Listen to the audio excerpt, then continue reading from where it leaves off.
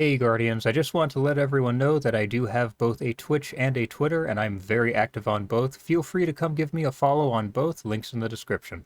Alright everyone, before we get into the review, and I'm actually recording this after editing the rest of the review, I'm sure you're all familiar with Logistics Officer, Ice Wall, Cloud Strike guy. If you've ever, been sitting on a flag or something and had your head ripped off by a Cloud Strike, and in the death cam you see the guy who killed you sitting at the most unfathomable angle possible, it was probably Logistics Officer, and I'm sure you're familiar with him if you've watched TDT. You may have seen him stream with me, with Cammy Cakes, Catalesco, so on and so forth. No doubt you've seen him in, maybe Reddit or other social media groups, centered around Destiny. You know who he is. And Logistics Officer has become something of a friend of mine, and he's having kind of a hard time right now. He's just in sort of a financial bind due to really no fault of his own, just, a lot of bad luck. So do me a favor, you will find the link to Logistics Twitch in the description. Just head on over there, subscribe if you can. If not, maybe give him a follow, hang around and stream, give him some ad revenue. You get the idea. And also, just to make it clear, he did not ask me to do this. If you've ever been in his stream, you know that he very rarely talks about this sort of thing. I'm just doing this, to try to help a friend out. And even though I have a very small following, I figured really any little bit can help. Lodge is a really good guy. I have no doubt he would love to have you guys come by and say hi, but for now, we will go ahead and get into the review.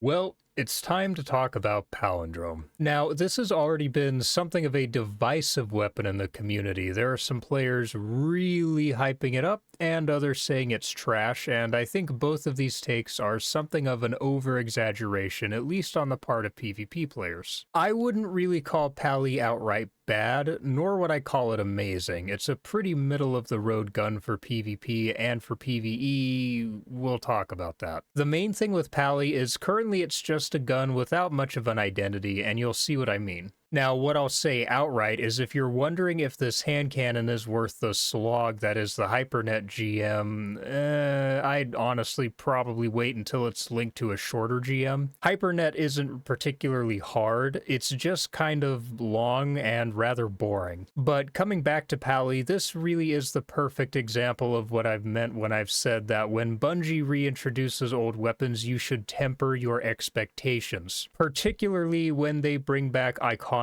ones, and Pally is an iconic Destiny weapon. In D2 particularly as a PvP one, though it was popular in D1 as a PvE weapon as well. Now, of course, we have had times where Bungie's brought back old weapons and they've been extremely strong, such as Austringer, Beloved, or Igneous. And we've had times where they've come back very mid, such as Spare Rations, and times when they've come back as complete disappointments, such as Mindbenders. I'll never forgive them for what they did to Mindbenders. Now, for Pally, again, I'd call it a rather middle-of-the-road PvP weapon. So let's dive deeper into that. First, let's look at Pally's base stats: 50 range, 58 stability, 50 handling, 79 aim assist, and 21 AE. Now, Pally was always something of a stat monster, and that definitely has not changed. For your stat perks, my preferred role is Hammerforged Rifling for your barrel, Accurized Rounds for your mag, and a range masterwork. That gives you 80 range with around 34 to 35 meters of reach, 61 stability, and 53 handling. From there, mods are really dealer's choice depending on what you want. Ballistics is literally never a bad option, but of course if you get it adept, you could go with adept range for 90 range, adept stability for 71 stability, or adept handling for 63 handling. Now, getting into those third and fourth columns. In the third column, you have Closing Time, Outlaw, To the Pain, LE Cap, and Explosive Payload. Then in the fourth, you have Mag Howl, Snapshot Sights, Desperate Measures, Master of Arms, and Opening Shot. I will say, personally, I would pretty well ignore Closing Time here. I just really don't care for it on primaries. Granted, in a sandbox where people hold hands all the time, and you may have to take fights with more than one opponent, you might proc it in a scenario like that, but I just think there are better options here. So in that third column, you have LE Cap, Explosive Payload, and To the Pain, and my favorite option here is easily LE Cap. Now, Explosive Payload is fine if you're a scumbag, but LE Cap just has more to offer, and To the Pain is also a good perk, and if you get a good Pally with To the Pain, I'd still try it out, but I genuinely think LE Cap clears both of these. Now, while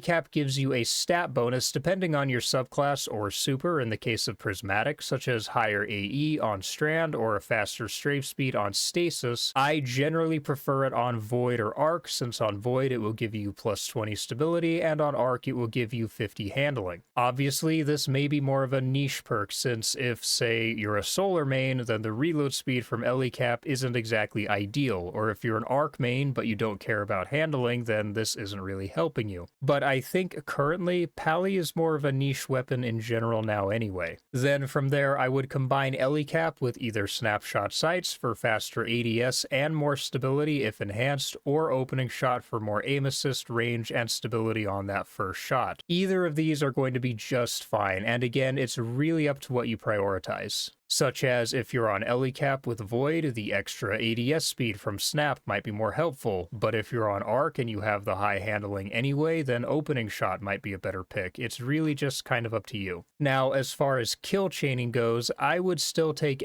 Cap in that third column, no question. From there, either Master of Arms or Mag Howl. Mag Howl we're all familiar with now. You get a damage boost depending on how many precision final blows you get before reloading. Those precision final blows give you 1 stack of Mag Howl, which translates into 1 very high-powered round on your first shot after reloading. 2 stacks gives you 2 high-powered rounds, so on and so forth. 1 stack will let you 2 crit and 1 body, 2 stacks will let you 2 tap, you get the idea. Then with Master of Arms, you get a stacking damage buff by scoring a kill with any weapon. Doesn't matter the weapon, special, primary, heavy, any weapon will give you stacks. And this can stack twice with a 15% buff on 1 stack and a 25% buff on 2 stacks. And you really only have to worry about the 1 stack here, since at base either stack will let you 2 crit and 1 body. You won't be able to land a 1 crit, 2 body, or a 2 tap without extra juice such as Radiant and Weapon Surges. Then yes, you do also have Desperate Measures, which I've talked about on here before. The perk gives you a stacking damage buff with 1 stack from weapon kills, 2 stacks from ability kills, with a 10% buff per stack, and yes, you can combine all these to get a 30% buff. And yes, this is definitely a substantial buff, but you will need to build into it. This is a build crafter's perk, and given that I'm someone who just likes to use their guns, I know a foreign concept in the current state of D2 PvP, this just isn't my preferred option, but it's definitely not a bad one. Now moving on, let's talk about how Pally performed. Now first off, I've always loved Pally's weapon model, purely because it's a very slim and just unobtrusive when you're looking down your sights. Then as far as weapon feel goes, meaning how it just felt to shoot and duel with Pally, it still feels more or less just like Pally, which isn't a bad thing. Palindrome has always felt smooth, fast, controllable, and responsive. But the main issue is that just isn't enough anymore. Now, a few years ago, if Pally had released with its current perk pool, it definitely would have been an extremely dominant weapon inside of PvP. But times have changed, weapons have changed, sandboxes have changed, and hand cannons themselves have also changed. Palindrome is not a bad weapon by itself, but when you have weapons like Rose, Exalted, Cremils, or Igneous, it's kind of a hard sell. And yes, I know some of those are kinetic slot, but when a primary releases, it's not just competing with primaries in its slot, it's competing with every other primary in the game. And I mean, be honest with yourself, truly honest, given that most of us are not top 1% players. If you knew you were going into a really difficult match, would you take Pally, or would you take Rose, or Redrix's S-Stock, or Igneous? We both know the honest answer there. Now, yes, of course, there will be exceptions to this. There will be players who fall in love with this thing, where it just fits them like a puzzle piece, and they'll marry themselves to it and be very effective with it. But objectively speaking, there's an abundance of primaries in the game that are just stronger, and I say that as someone who loves Palindrome. It's been my favorite Energy 140 for years now, but the reality is it's just going to struggle to compete. Now, granted, it also doesn't help that with PvP hand cannons as a whole, we just don't get much that's actually interesting or shakes up the hand cannon meta these days. Like slide shot and opening shot, and you're pretty well good to go. 120s remain the strongest overall choice, and with 140s, Rose is still king, with the only real competition there being Exalted. Heavy burst hand cannons are awful and are still rat cannons just like 120s, and 180s just feel generally terrible, particularly on M&K. If anything, I really just wish Bungie would bring back 150 RPM lightweight cannons, if for no other reason than just to make hand cannons more interesting again, and so that there's an archetype that feels like it's meant for aggressive play. More limited range than something like 120s or 140s, higher handling and stability for a faster base TTK. But anyway, I've talked about all that countless times before. Moving on to PvE, I mean, yeah, it's just kind of disappointing. In the third column, you have recycled energy, where reloading after kills gives you energy towards your lowest charged ability, then explosive payload, and yeah, that's pretty much it. Then in that fourth column, rolling storm, where final blows give you bolt charge, and amplified gives you additional stacks of bolt charge. Then from there, I suppose any of the damage perks would be fine, with Master of Arms and Desperate Measures being the best choices. Now for PvE, I would take Desperate Measures over Master of Arms purely because it gives you a higher damage buff, and with abilities carrying everyone through PvE these days, you'll proc all three stacks all the time without even realizing it. And my top combos would be Recycled Energy with Rolling Storm for bolt charge builds, or Explosive Payload or Recycled Energy with Desperate Measures for just more general play. And that's pretty much it. While somewhat disappointing in PvP, it's arguably even more disappointing in PvE. I mean, we're looking at an arc weapon with no volt shot or jolting feedback, and the sad part is Pally is one of the better arc cannons for PvE, but there are for sure just better options for PvE arc weapons. And that's kind of the main issue with Palindrome. In D2, it was remembered for being an S-tier PvP weapon for its time, and in D1, it was known for being very good in both PvP and PvE. But now, it just doesn't have much of an identity in either. It's average to above average in PvP and below average in PvE. And couple that with the fact that on its release this week, we have double Crucible drops instead of double Nightfall drops for some insane reason, and it's just been kind of a catastrophe as a whole. Oh well, maybe we'll get lucky and Mindbenders will come back with Lone Wolf in closing time, but this is Bungie we're talking about. Anyway, that's all for me today, Guardians. If you enjoyed this video, then hit that like button, let me know your thoughts on Palindrome in the comments, if you agree, if you disagree, and hit that subscribe button with the bell icon. If you really liked this video, maybe consider checking the description for my other links, or hitting up that tip button, as I'm using any revenue I get from my content here to fund a replacement for my now decrepit PC. But for now, I'll see you all in the next video. Peace, Guardians.